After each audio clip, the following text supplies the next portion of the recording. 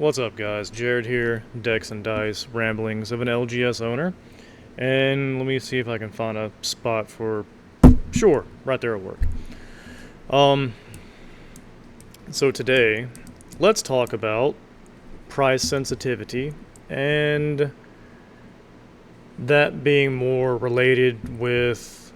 Well, not related, but we'll kind of, I guess, compare actual players to your collector, flipper dipper, scalper people kind of thing.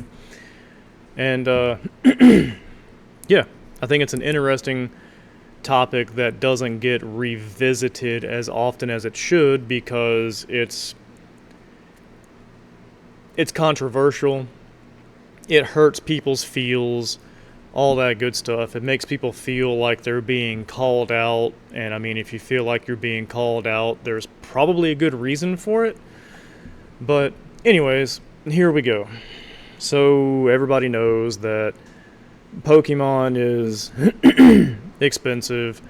It's slowly having a correction right now where stuff is slightly above MSRP. Deaths and Rivals just got that. I don't think I want to call it a reprint. I think I will call it a restock.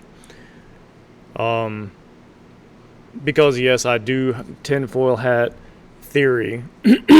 Sorry guys, my stuff is. I need a cough drop.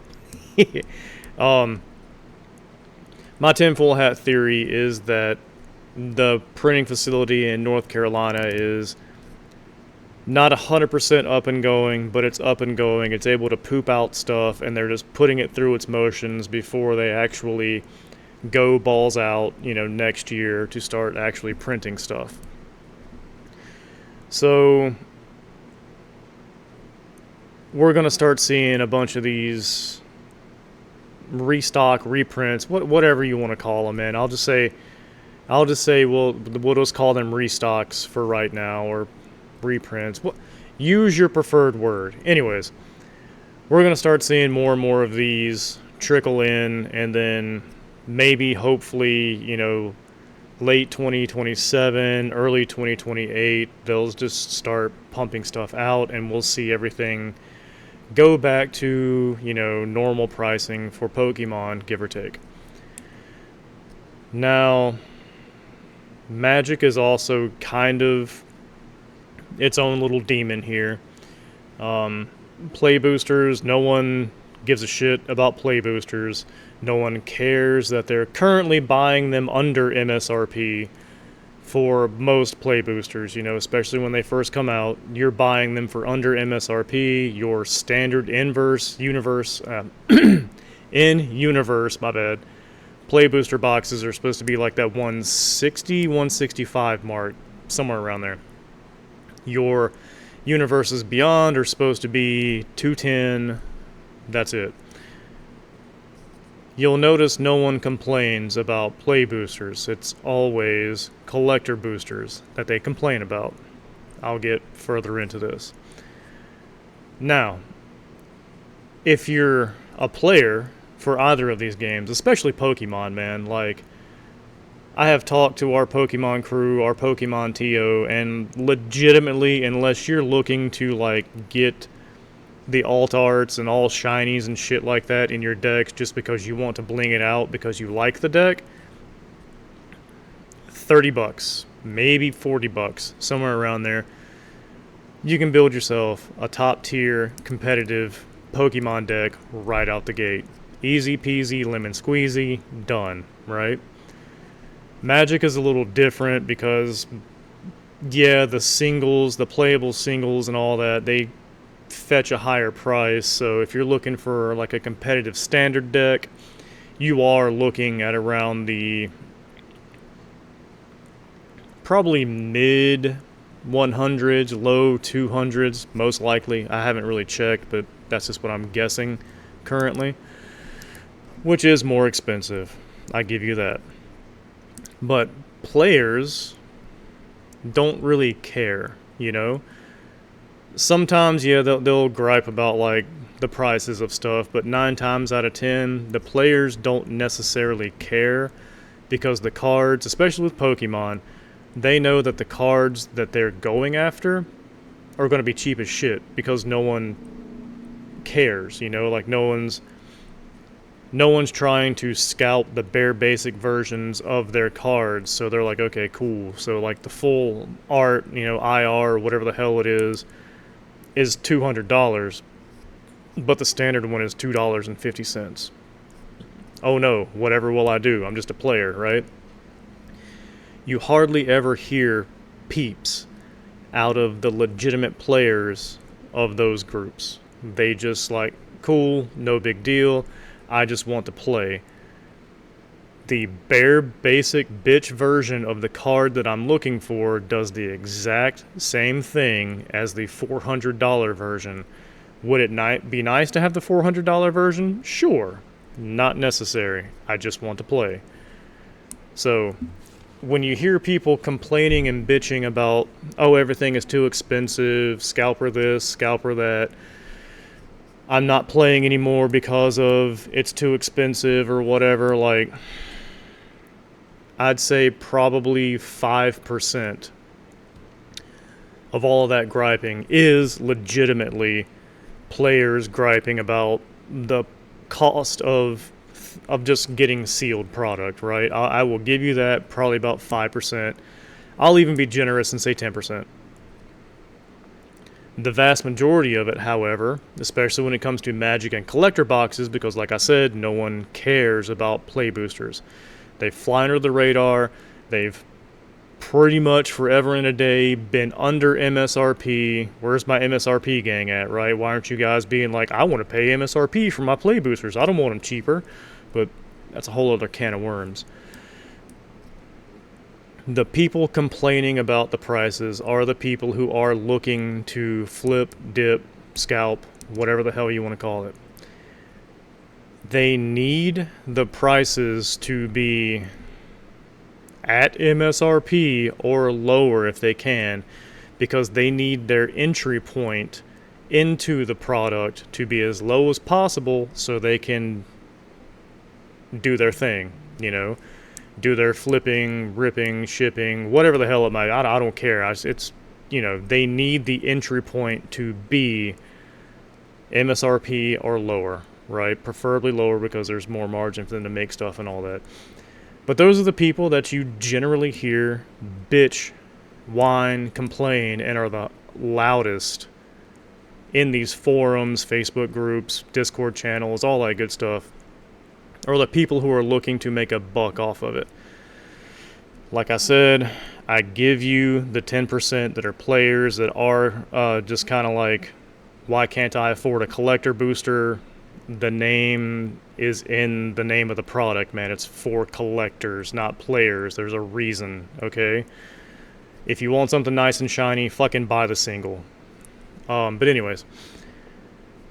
And I know a lot of people are going to yell at me for that, be like, I'm not a scalper. Are you or are you not? Like, are you just trying to do a basement flipping thing with TCG stuff, and that's why you need the barrier to entry to be MSRP or slightly lower, just because so you can continue doing this, and that's the reason why you bitch? I guess, sure, I'll give you that one too. But the vast majority of loud, mouth-breathing psychos out there about prices and MSRP are literally the people that we all say that we don't like, which are the scalpers, But yeah, that's my kind of little take on that one, man. Yell at me if you want to, but I've been doing this long enough, have been talking to enough store owners and other people who do this to know that I'm about 98% accurate with that assumption there. Okay, it's just I'm right, and it's going to piss everybody off, but I'm right. Especially if you feel personally called out about that, like you might be exactly what we're talking about here. And no shade really on that. It's just own up to it.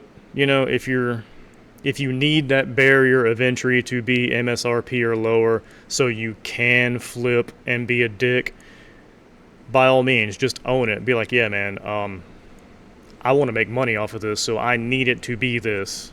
I think everyone would be like, oh, okay, well, you're still kind of an asshole, but at least you're not trying to fly under the radar and, be the, good guy here and try to white knight for I want MSRP for everybody else and the players, when secretly you're just, I need MSRP to be lower so I can get in and make money. But anyways, this also brings over another interesting thing that's happened with The Hobbit and a few other sets that I can't remember right off the top of my head. I'm pretty sure it happened with Lord of the Rings too, but you have everyone and their brother buying up the collector boosters, chasing the chase cards, the serialized, all that good stuff, right?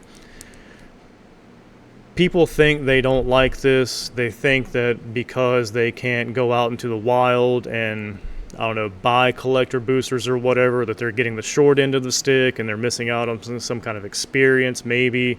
Again, if you're the 10% player who wants to buy a collector booster simply just to have the experience or whatever. But the silver lining to this is that the more that these boxes are cracked open, and I've said this before in older videos too, but the more that these boxes are cracked open, the more the singles flood the market. The more the cards that these fuckers are trying to chase, because they're after specific cards. If they don't find the specific card, everything goes online or gets sold, in private sales and stuff like that. Like, all of that floods onto the market.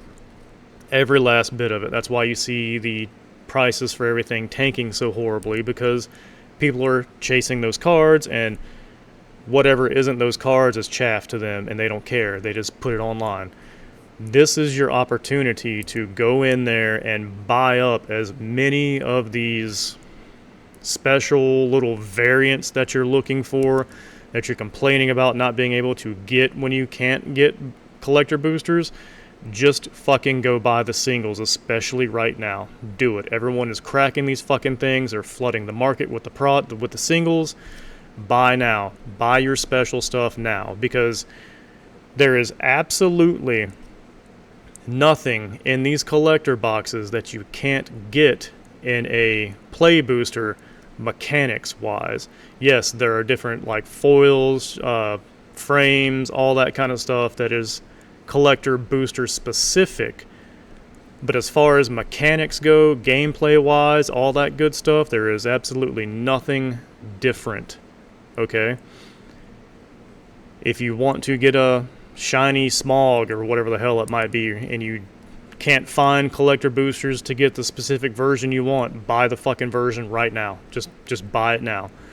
But that's the silver lining that a lot of people are kind of like glossing over, is because, I don't know, everyone is yelling about how expensive the boxes are and how they can't really find the boxes and all that good stuff. But no one is paying attention to the fact that you could just shut the fuck up and go buy your playable singles or whatever for a pretty decent price right now. Especially, like I said, if you're going for shinier versions of the same cardboard, like if your basic bitch version just isn't good enough for you because you're trying to live above your means or whatever, go get your shiny shit now. But yeah, that's kind of more or less all I got, man. I just thought it was kind of like an interesting little conversation to point out and rehash, because I've touched on this, I don't know, probably like a year or two ago when I first started doing videos. But let me know what you guys think, though. And yes, I'm kind of intentionally being an asshole with this because I don't know any other way to beat around the bush with stuff, so I apologize if I did hurt feels or whatever, but by all means, let me know in the comments if I am just a total asshole, I don't necessarily think I am. But yeah, that's all I got, guys. Remember, hit the like button, hit the subscribe button, share this shit around. I'm trying to be a dirty YouTuber guy and actually earn some money off of this shit while I give you my opinions about things and hopefully inform you on stuff in a nice little blunt, nothing is lost in translation, this is actually what's going the fuck on kind of way, alright? There is no Yas King and fucking me cultivating some kind of a weird little overly toxic positivity, there we go, echo chamber or any of that bullshit. So anyways, Take it easy, guys. You have a good one. Remember, life is not a dick. You don't have to take it so hard. You're a trash can, not a trash can't.